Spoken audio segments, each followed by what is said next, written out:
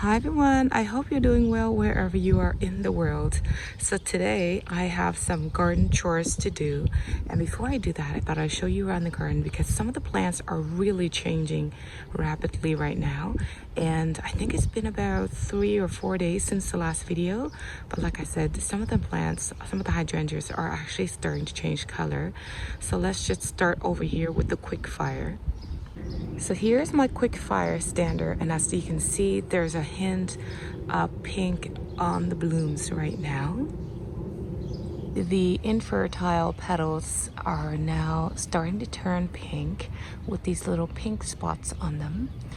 And you can see also that the fertile blooms are now opened with these little star-like structures, which I think are so pretty. And eventually those fertile blooms will also turn pink, and the color will slowly progress to that beautiful, gorgeous sort of burgundy by fall. And I don't know if I've mentioned it before, but these are actually slightly scented. So if you come really close and take a little waft, you can actually smell it's got a light scent to it, which I think is actually quite nice.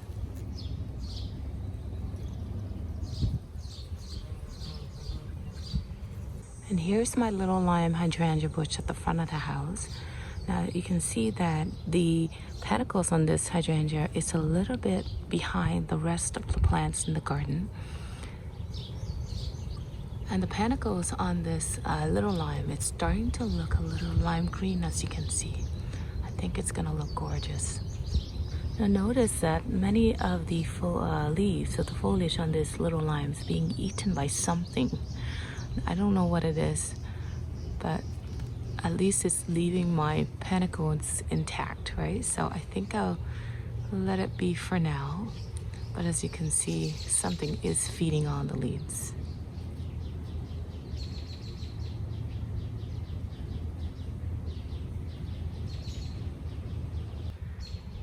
And the banana cream daisies are looking very creamy right now.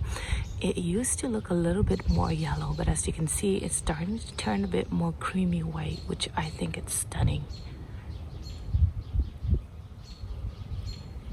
It's hard to believe that I originally had just one pot, and I divided them up last year. And if you watched the video from last year, you'll notice that these were tiny little clumps.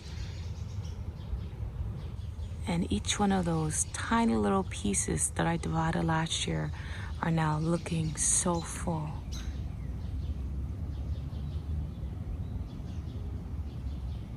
And my blue crystal salvia is starting to come back as well. And look, there's a little bee on it.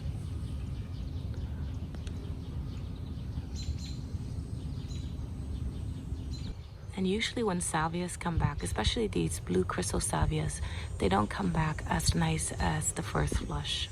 But I think it's still adding a nice, gorgeous color to the garden.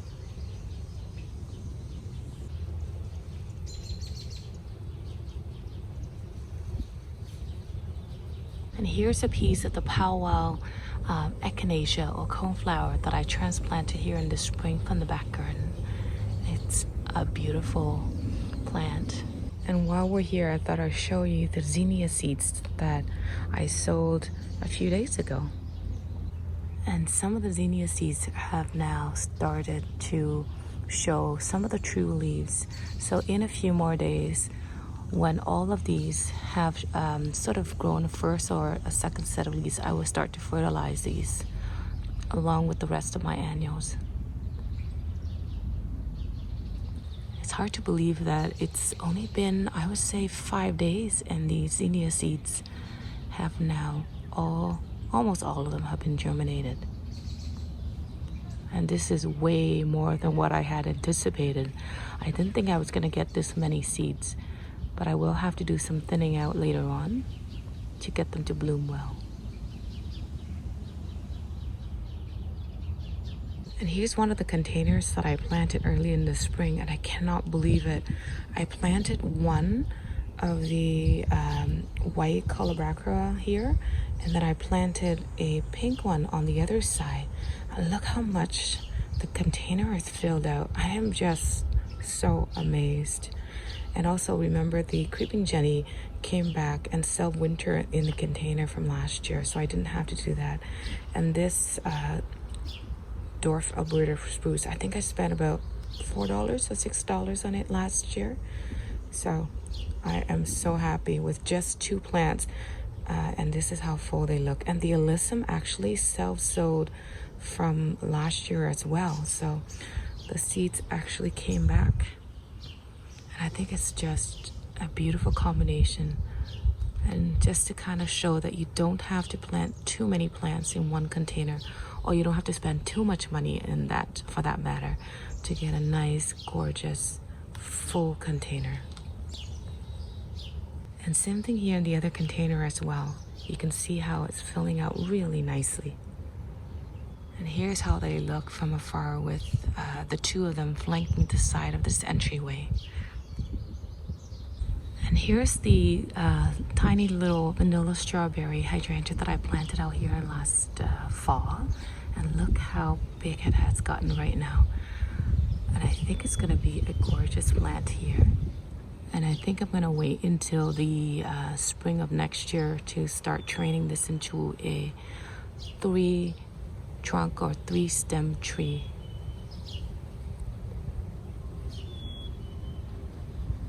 And this Anna Magic Spot is gorgeous. Look at this combination of plants. I think that's actually looking really, really pretty, with a little bit of purple of the Royal Carpet Alyssum against the chartreuse green of the Anna Magic Ball and the Bobo Panicles in the background. I think that looks so pretty. And in this container, I've got, I think, 4 bush bean seeds planted in here. And it has been really, really good at producing so much bean, and we've been harvesting from here for the last few weeks.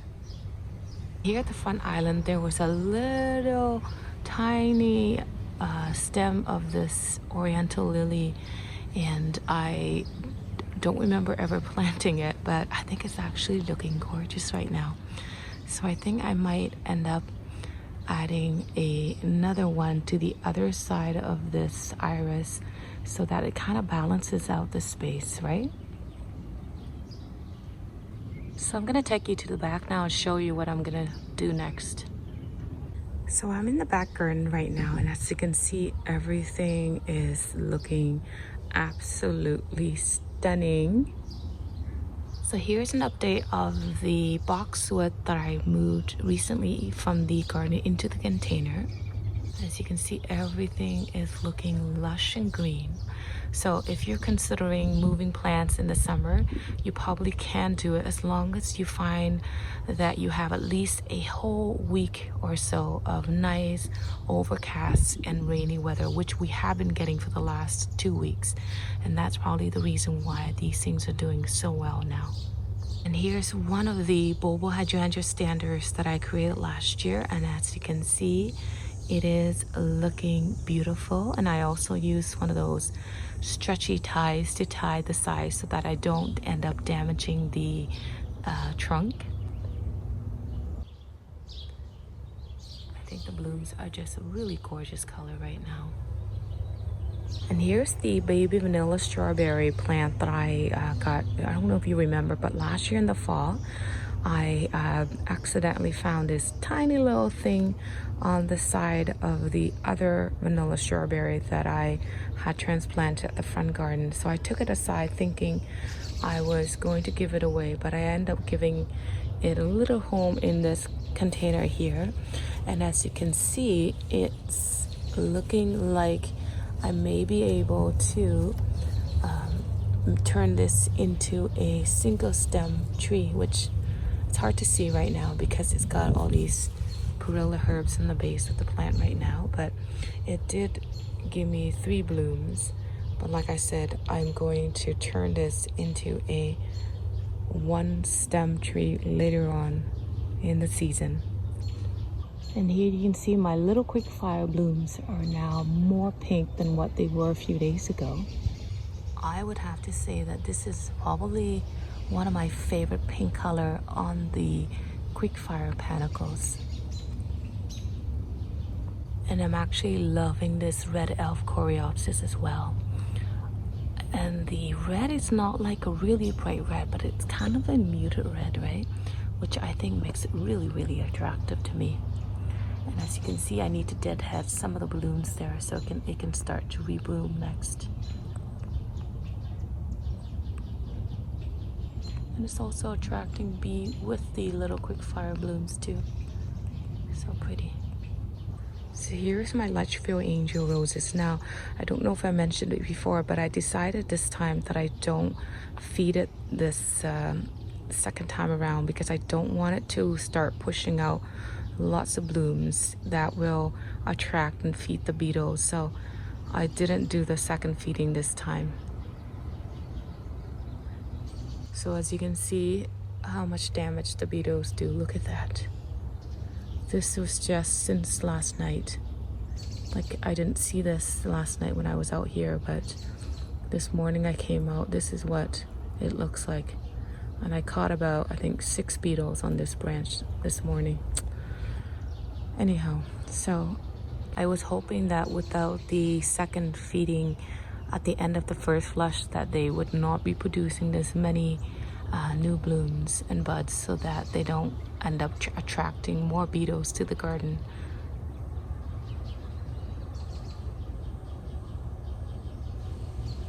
And since the last video, you can see that my firelight hydrangea blooms are now more white and that they're starting to show a little bit of pink as well. So pretty. And here's actually one of my favorite views right now. I think it's just looking really, really stunning. My oriental lilies are blooming and the scent is just really heaven. And it's, I don't know, but it reminds me of a little bit of the David Austin roses. So that's probably why I like these so much. And these lilies, they do get really tall. So as you can see, they're almost the height of the fence, which I would say almost about 6 feet or so. And I thought I just have to give you an update on this blue jangles hydrangea. As you can see in one plant, I've got so many different colorful blooms on here. Ranges from blue to lavender to pink. I think it's actually quite stunning. Now I did feed it with used coffee grounds to help to acidify the soil.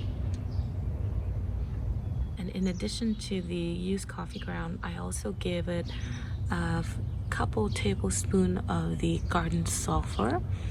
And you can see it depends on what the roots are sitting in. Maybe some area was a bit more acidic than the other. So you're seeing that all these different colorful blooms on the same entire plant. And as you can see, this other blue jangles, the blooms are a bit more pink and lavender. So it means that it must be getting soil that's a bit more neutral than the other plant. And here's another gorgeous view of this part of the garden right now.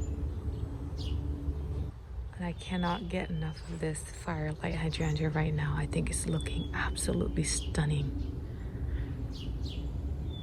And the blooms on these firelight hydrangeas are just perfectly formed, that they are large with these large infertile sort of petals, but they don't flop like the limelight way, which I think that makes it really, really, really attractive. In the spring, I did prune this firelight hydrangea back quite a bit. So all of this that you see is new growth, and this is also another reason why the blooms are much larger than they were in the past. So I think the overall height of this firelight hydrangea is about 4 feet tall right now.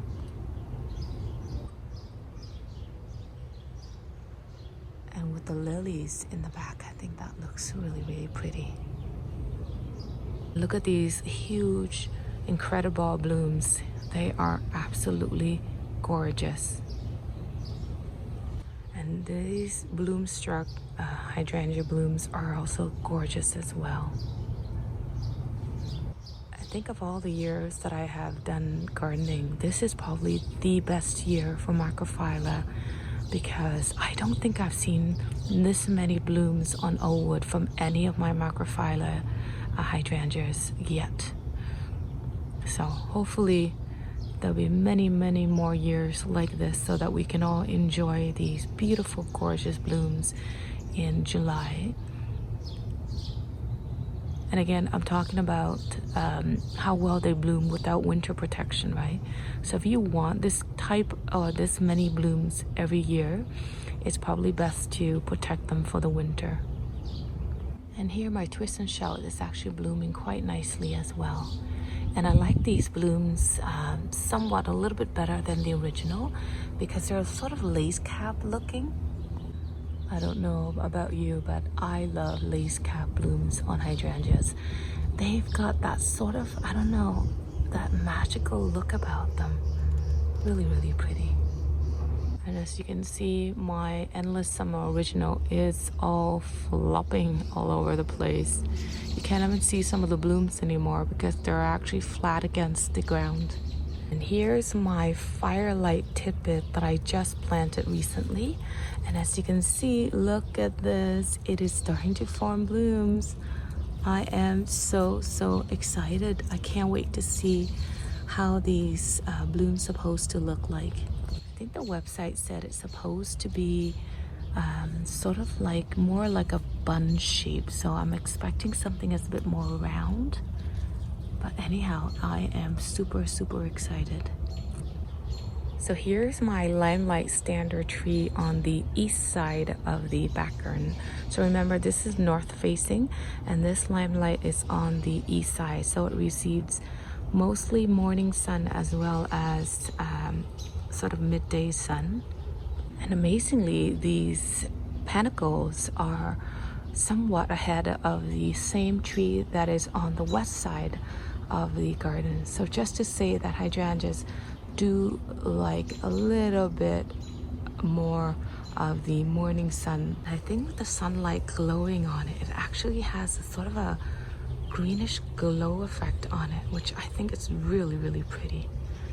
And of course, the beautiful combination of all the hydrangeas just below that makes it even more magical. Here's another planter that I've got bush beans in here, and I sprinkle a few of the seeds of the Royal Carbid alyssum on here. I think it looks really pretty. It has that sort of free looking effect to it, right? And these alyssum actually look like they're glowing at night, which really pretty. I like how the alyssum grows down and they drape on the side of the container. That makes it look really pretty. And here's the Limelight Standard tree that I created last fall. And as you can see, it is actually looking gorgeous. Look how big the trunk has grown in just 1 year. Remember that little tiny trunk or tiny little stem that I had last year? I would say it's almost about ½ an inch in diameter now. So last year you saw the single stem with just one bloom at the top. Can you imagine that it would look like this year? Right now there are 6 stems, I think, at the top, which forms the canopy. But next year I'm pretty sure it will look even more glorious than this, because these 6 stems will become much more bushy and it will look like a beautiful tree. Here's a hanging basket that I placed the small little bulb bush that I took from the garden in here. And I had some alyssum that I sowed left over, so I planted some of them in here. And the alyssum has put out so much growth that I think it's actually looking like it's swallowing up the bulb in the middle there. But I think overall the combination, it's pretty. And here are the Eglantine David Austin roses that I transplanted here recently. I think they're looking healthy and they're actually putting out new growth as well. And And this one has even put out a new cane. As you can see, this cane right here is almost about 4 feet tall. And I cannot get enough of these oriental lilies. I think the perfume that they have is just really intoxicating, in a good way, I mean.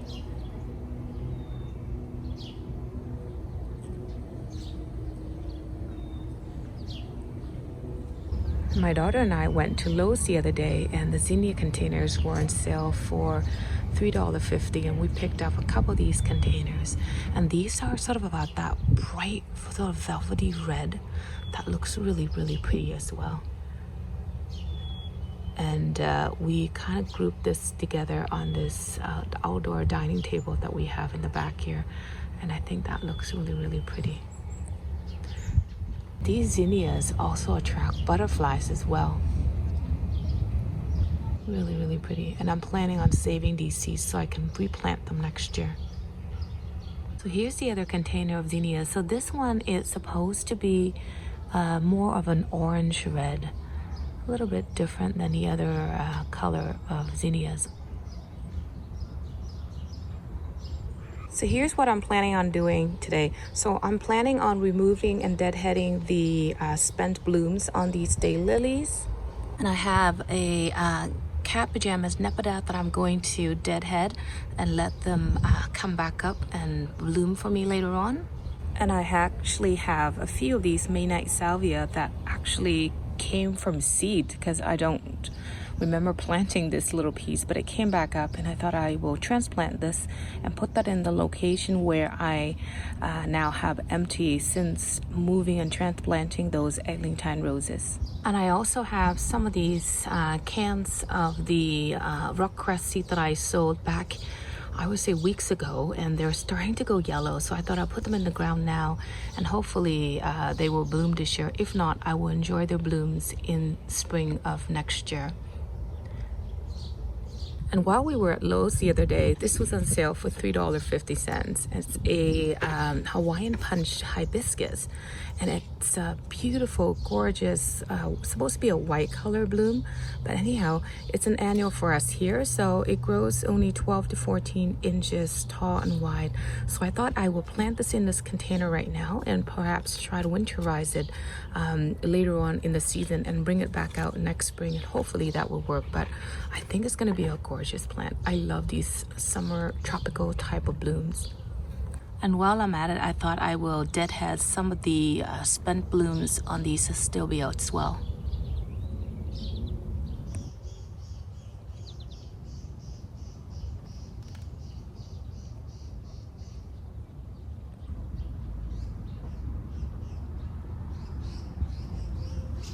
So I'm going to set my camera up and start working away right now.